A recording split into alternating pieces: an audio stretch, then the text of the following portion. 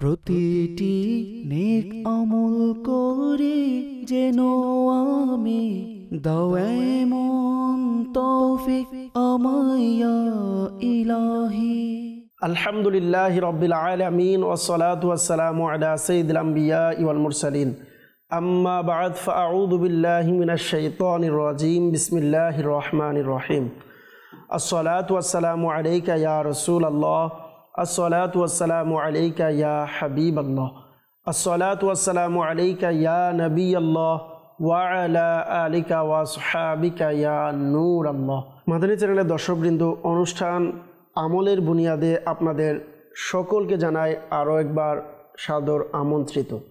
দর্শকবৃন্দ, আলহামদুলিল্লাহ, এই অনুষ্ঠানে আমরা নিয়তের উপরে, নিয়তের গুরুত্ব এবং কিছু নেক আমল, কিছু জায়েজ কাজের পূর্বে ভালো ভালো নিয়ত সম্পর্কে আমরা এক একটি পর্বে আলোচনা করে থাকি।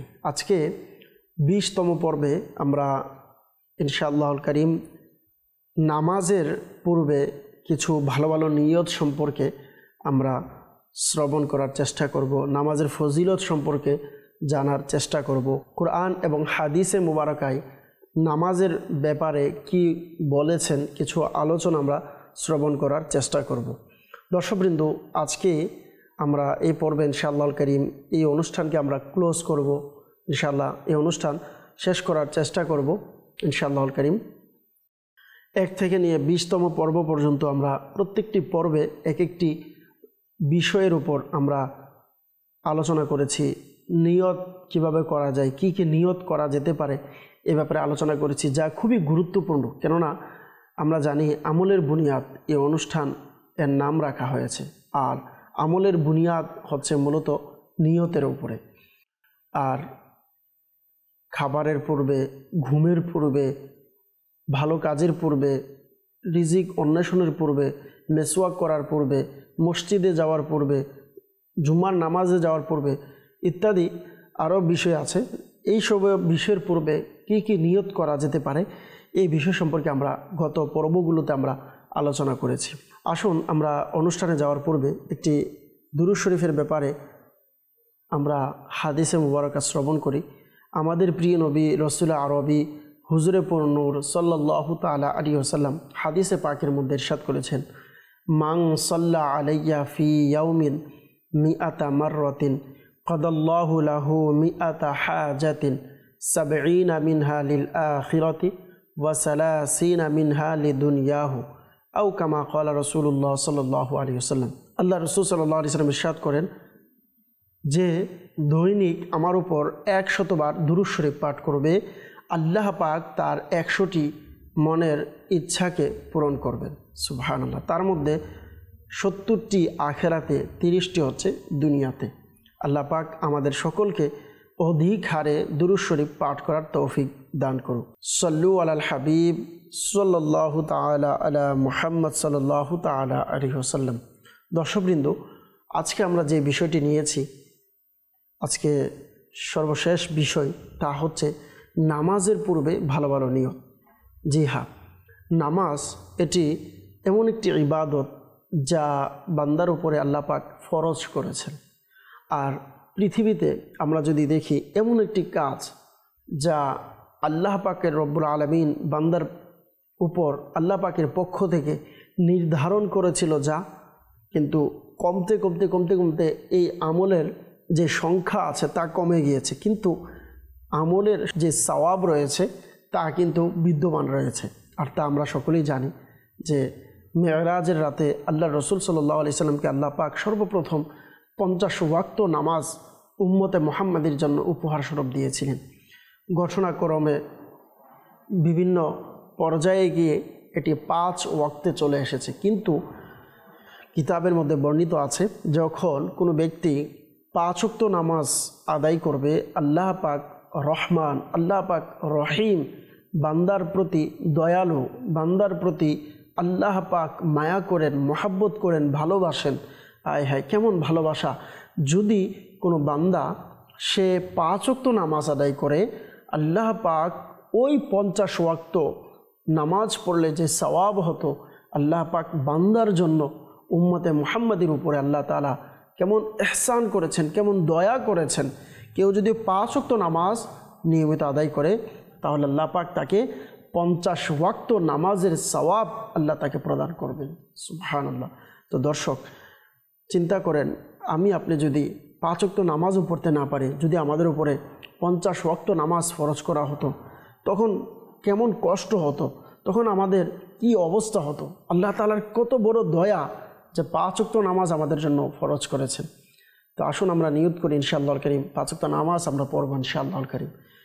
যাই হোক, নামাজে যাওয়ার পূর্বে আমাদেরকে অবশ্যই ভালো ভালো নিয়ত করা উচিত। কেননা নিয়ত এটি আমলের বুনিয়াদ নিয়তের উপরে রাখা হয়েছে, আর নিয়ত যত বেশি হবে আমার আপনার সওয়াব তত বেশি হবে। সর্বপ্রথম নামাজে যাওয়ার পূর্বে এই নিয়ত করে নিন, আল্লাহ এবং তার রসুল সাল্লাল্লাহু আলাইহি সাল্লামের সন্তুষ্টি লাভের উদ্দেশ্যে অবশ্যই নামাজ আদায় করব। জি হ্যাঁ, খালিস আল্লাহ পাকের জন্য যে ইবাদত করা হয় কবুল হওয়ার সর্বপ্রথম শর্তই হচ্ছে যে আল্লাহ পাকের সন্তুষ্টির জন্য, খালিস আল্লাহ পাকের জন্য ইবাদত করা। বান্দা ইবাদত করবে আল্লাহ এবং তার রসুলের সন্তুষ্টির জন্য। কেননা যেখানে আল্লাহ এবং আল্লাহ রসুলের সন্তুষ্টি নেই, যদি দুনিয়ার কোনো যেমন রিয়া বা মানুষ আমাকে নামাজি বলবে, আমি নামাজ পড়ব, বা নামাজ না পড়লে মানুষ আমাকে কি বলবে, এমন চিন্তা করে যদি আমরা নামাজ পড়ি আমাদের ফরজিয়ত তো আদায় হয়ে যাবে, কিন্তু নামাজের যে মূল নুরানিয়ত, নামাজে আমরা যে নুরানিয়ত রয়েছে তা পাবো না।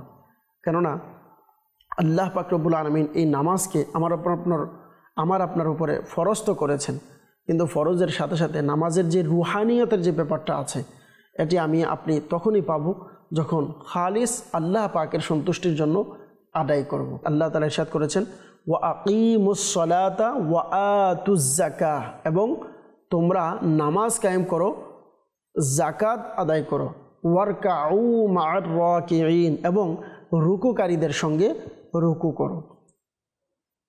প্রিয় মাদানী চ্যানেলের দর্শকবৃন্দ, এই আয়াতে মোবারকায় আল্লাহ পাক রব্বুল আলামিন নামাজ কায়েম করার জন্য উল্লেখ করেছেন।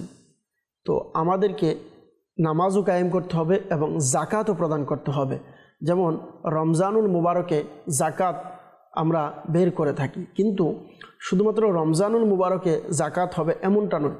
যদি কারো সম্পদের 1 বছর অতিবাহিত হয় এবং নিসাব পরিমাণের সমপরিমাণ সম্পদ, তখনই কিন্তু তাকে যাকাত বের করতে হয়।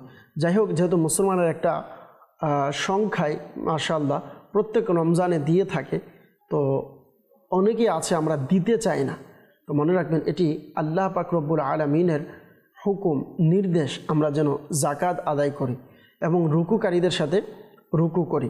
কেননা আল্লাহ পাক রব্বুল আলামিন এই আয়াতে মুবারকায় আমাদেরকে এটিও শিক্ষা দিচ্ছেন রুকুকারীদের সাথে রুকু করা। অর্থাৎ বিশেষ করে আমরা যদি জামাত সহকারে নামাজ আদায়ের জন্য যাই তাহলে এটার কি ফজিলত, এটার কি বরকত আমরা বুঝতে পারলাম যে আল্লাহ পাক রব্বুল আলামিন আমাদেরকে খুব নির্দেশ দিচ্ছেন তাদের রুকুকারীদের সাথে যেন আমরা রুকু করি।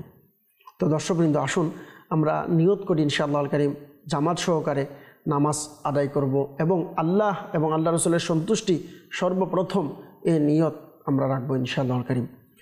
দ্বিতীয় নম্বরে আমরা নামাজে যাওয়ার পূর্বে এই নিয়ত করতে পারি ইনশাআল্লাহুল কারীম, নামাজে যাওয়ার সাথে সাথে রাস্তায় মুসলমানদেরকে নামাজের দাওয়াত দিব। সম্ভব হলে কমপক্ষে একজন হলেও নামাজে নিয়ে যাব। জি হ্যাঁ, আলহামদুলিল্লাহ মাদানী চ্যানেলের দর্শকবৃন্দ, দাওয়াতি ইসলামী বলা হয় মসজিদ ভরা সংগঠন। অর্থাৎ দাওয়াত ইসলামীর এটাও একটি দাওয়াত ইসলামীর কদম সামনে চলা, যে আমরা মসজিদকে ভরব। শুধু মসজিদ সুন্দর করলে হবে না, মসজিদের সৌন্দর্য হচ্ছে মুসল্লি যত বেশি হবে মসজিদের রৌনক, ইবাদতের রৌনক তত বেশি হবে। তো আমার আপনার উচিত যখনই নামাজে যাব একজনকে কমপক্ষে নিয়ে যাওয়ার মন মানসিকতা থাকা।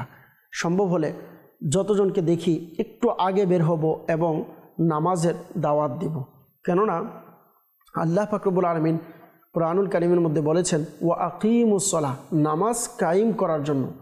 শুধু নামাজ আদায় করলে হয়ে যাবে, আমার আপনার দায়িত্ব শেষ না। নামাজ কায়েম করতে হবে, নামাজ প্রতিষ্ঠা করতে হবে।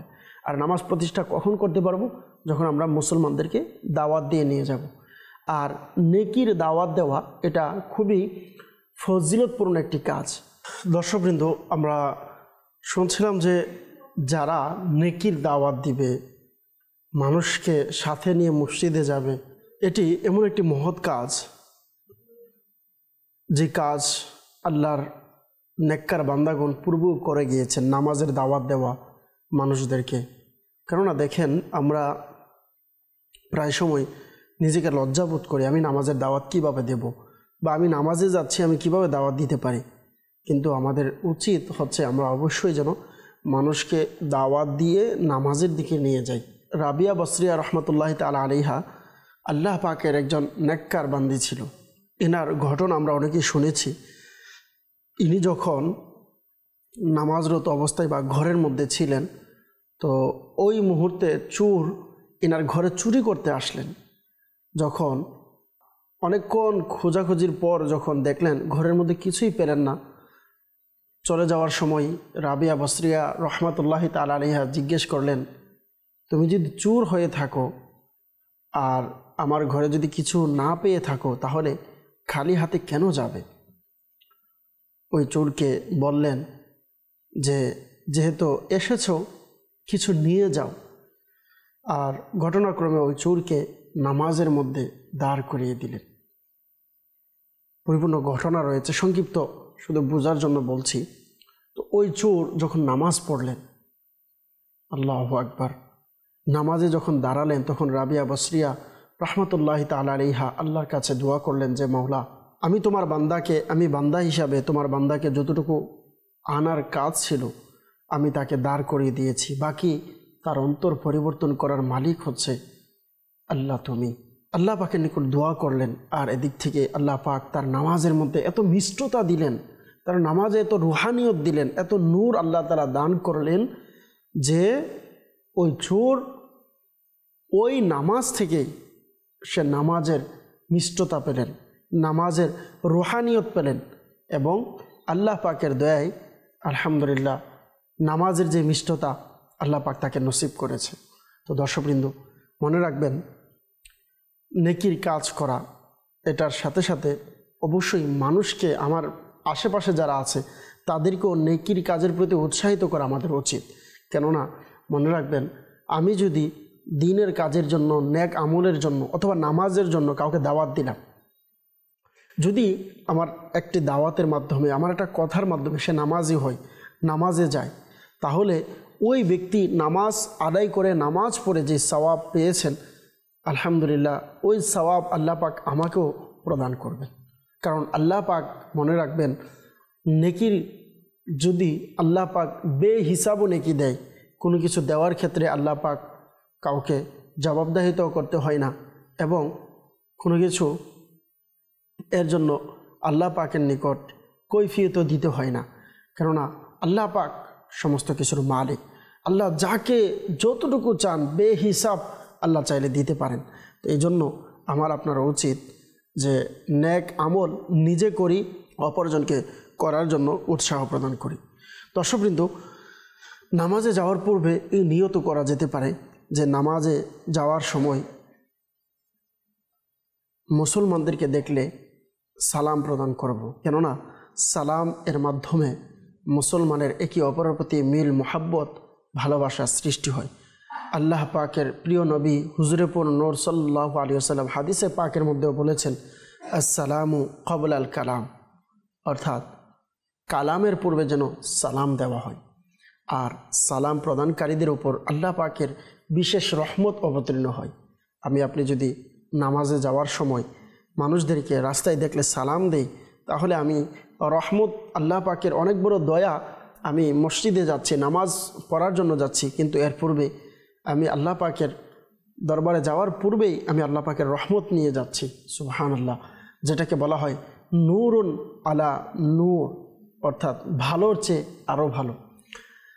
দর্শকবৃন্দ, এভাবে আমরা নামাজে যাওয়ার সময় মসজিদে যখন নামাজ পড়তে যাব, চাইলে এই নিয়ত করতে পারি যে ইনশাআল্লাহুল কারীম যতটুকু সম্ভব নতুন পোশাক পরিধান করে নামাজ পড়তে যাব। দেখেন, পূর্বের যারা বুজুর্গানে দিন ছিলেন তাদের আমলে দেখা যায় ইমামে আজম আবু হানিফা রহমতুল্লাহ তাআলা আলাইহি এবং অন্যান্য বুজুর্গরা এমনও রয়েছেন তাদের আমল নামায় যে ইনারা নামাজের জন্য বাকায়দা নতুন কাপড়, ভালো পোশাক ইনারা রেখে দিতেন। বরঞ্চ আমাদের পূর্বের বুজুর্গদের আমলে পাওয়া যায় যে ওনারা সবচেয়ে দামি, সবচেয়ে মূল্যবান পোশাক এনার জন্য এটি সিলেক্ট করে রাখতেন যখন নামাজ পড়বে, নামাজরত অবস্থায় যেন ওই কাপড় পরিধান করে আল্লাহ পাকের নিকট নামাজ আদায় করে। তো আমাদেরও উচিত পরিষ্কার পরিচ্ছন্ন, সম্ভব হলে নামাজের জন্য বাকায়দা আলাদা কাপড় রাখা এবং খুশবু লাগানো। এভাবে যদি আমরা নামাজের জন্য বাকায়দা নিজেকে তৈয়ার করি, ইনশাআল্লাহুল কারীম নামাজের প্রত্যেকটা রুহানিয়ত আমি আপনি অর্জন করতে পারবো। আমরা নামাজের পূর্বে চাইলে এই নিয়ত করতে পারি যে ইনশাআল্লাহুল কারীম খুশু খুজুর সাথে এবং যতটুকু সম্ভব কুরআনুল কারীমের যা তেলাওয়াত করা হবে প্রত্যেকটা তেলাওয়াতে মনোযোগ সহকারে, মাখরাজ সহকারে, তাসবিদ সহকারে পুঙ্খানুপুঙ্খানুভাবে আদায় করার চেষ্টা করব। নামাজ যেরকম ফরজ, তাসবিদ সহকারে সহি শুদ্ধভাবে তেলাওয়াত করাটাও কিন্তু ফরজ। আমরা নামাজ পড়ি কিন্তু প্রায় সময় আমাদের মন অন্যদিকে থাকে। আমি সারা দিন যা করেছি এই সমস্ত বিষয়গুলো আমার নামাজের মধ্যে মনে হয়। আমি বন্ধুর সাথে কোথায় গিয়েছি সারাদিন, কোথায় খেলা করেছি, এই বিষয়গুলো আমাদের কিন্তু মনে হয়ে যায়, তো স্মরণে চলে আসে। এইগুলো থেকে বাঁচার সবচেয়ে উত্তম একটি মাধ্যম হচ্ছে আমি যখন নামাজ এর মধ্যে যাব, নামাজে দাঁড়াবো, নামাজের প্রত্যেকটা রোকনে আমার মনোযোগ থাকা, এর পাশাপাশি কুরআনুল কারীমের আয়াত, সূরা ফাতিহা এবং যে সূরা মিলাবো, যদি আল্লাহ পাক কাউকে নসিব করে এমন সৌভাগ্য দেয় যার অর্থ, তাফসির, তরজমা স্মরণ রাখা সম্ভব বা তেলাওয়াতের সাথে সাথে এগুলো নিয়ে চলা সম্ভব, তাহলে তো মদিনা মদিনা। আর যদি কমপক্ষে আর কিছু না পারে, আমরা তরজমাও না বুঝি, কমপক্ষে প্রত্যেকটা মাখরাজ সহি শুদ্ধভাবে আদায় হচ্ছে কিনা, আমি সঠিকভাবে আদায় করতে পারতেছি কিনা, এই দিকে যদি খেয়াল রাখি, ইনশাআল্লাহুল কারীম নামাজের মধ্যে আমরা মনোযোগ সহকারে সহি শুদ্ধভাবে নামাজ আদায় করতে পারবো। আল্লাহ পাক রব্বুল আলামিন আমাদের সকলকে সহি শুদ্ধভাবে সঠিকভাবে নামাজ আদায় করার তৌফিক দান করুক। আসুন আরও একটি জেনে নেই, নামাজের পূর্বে এই নিয়ত করতে পারেন যে ইনশাআল্লাহুল কারীম ঘরের যারা প্রতিবেশী আছে, পরিবারের সদস্য যারা আছে তাদেরকেও নামাজের দাওয়াত প্রদান করব।